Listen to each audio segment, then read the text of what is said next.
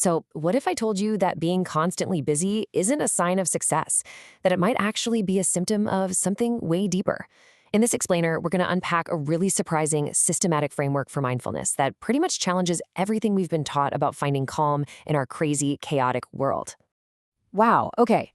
This quote gets right to the point, doesn't it? We wear our packed schedules like a badge of honor, like it proves we're important. But what if it isn't a strength at all? What if it's just this really clever way we've developed to avoid sitting with the discomfort of our own inner world? All right, so if jamming our calendars full isn't the answer, then what is? That question is exactly where we're going next. Let's move from the problem to a very real solution.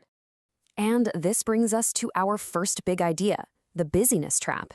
You know what I'm talking about, that constant cycle of staying occupied, not because we're actually being productive, but because we're trying to outrun the discomfort of stillness and the noise inside our own heads. Our culture praises it, but in reality, it just keeps us totally stuck. You know, the core insight here is kind of a tough pill to swallow. Emotional maturity really begins when we finally accept that our jobs, our relationships, or even our biggest achievements, they can't give us permanent, lasting peace. As the source material puts it, the changing world cannot offer you permanent peace and happiness. That stuff, that has to come from the inside. So, what's the first actual practical step? Well, this is where we're about to bust a huge myth about mindfulness. Seriously, if you've ever tried to meditate and just felt like a total failure, this next slide is probably the exact reason why. And there it is, the myth versus the truth. We're always told, just focus on your breath. But according to this framework, that's what trips almost all of us up. And why? Because we skipped step one. Before you can even think about calming the mind, you have to stabilize the body first. It's not the sexy part, I know, but it is the absolute essential foundation. And this quote just nails it, doesn't it? It's why that foundation is completely non-negotiable. I mean, think about it. If your body is fidgeting or restless or uncomfortable, your mind is just going to follow right along with it. You can't ask a scattered mind to focus.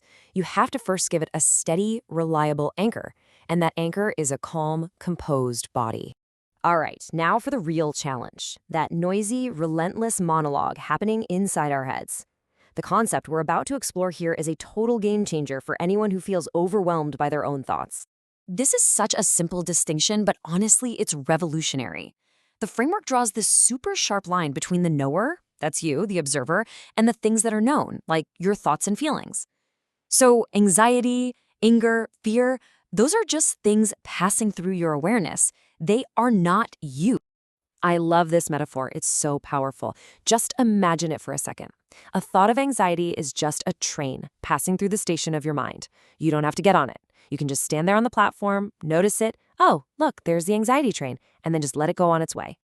And get this is what's so incredible. According to the source material, the moment you recognize you're the observer, the time it takes to de-identify from a thought is less than a millisecond. It's instant.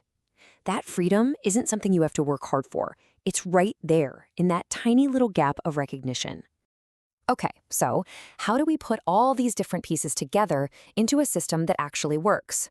Well, that brings us to the core of this whole explainer, a complete, systematic path, all captured in one easy-to-remember acronym. And here it is, the whole thing, breathe. Now, what's the most surprising thing you see here? Look at step 5. Tend the breath is almost at the very end. All that conventional meditation advice we always get, that's step 5. The first 4 steps are the crucial prep work that makes the whole thing even possible. So let's just quickly break this down. The first 3 steps, build, return, and experience, are all about preparation, right? You create a stable physical foundation, you pull your senses away from the outside world, and you detach from your thoughts by becoming the observer. Then the next steps, activate and tend, that's the active practice. You use your wisdom to question old habits, and then you gently focus on the breath. And finally, harmonize and enter. That's all about deepening the state, maybe using a mantra as an anchor to just settle into this effortless awareness. All right, this last section, this is where we get to the most profound insight of the entire framework. This isn't just about learning a technique. It's about a fundamental shift in how you see your own mind. This is such a crucial point. We so often think that focusing on our breath is the goal of meditation, but it's not. The breath is just the bridge. It's the tool that keeps you steady as you cross over to something way more transformative. So, what's on the other side of that bridge? The source calls it the wisdom intellect. Now, this isn't about being book smart. It's the part of your mind that can just step back and see your old reactive patterns for what they are, just habits. And by seeing them clearly, you dissolve their power. And this is exactly how it works in real life. An old thought pops up, like I am so insulted. Instead of getting totally swept away by it, the wisdom intellect just gently asks a question. Is this thought really me, or is it just a familiar old reaction? This gentle questioning is what makes the change actually last, and it prevents those old anxieties from rushing right back in the second you stop meditating. And that's really the question this entire framework leaves us with, isn't it? The world is always going to be urging you to hurry up, to fix things, to achieve more. But this approach offers a totally different invitation to stop refining the noise and instead start refining the quiet, powerful awareness that's been in you all along.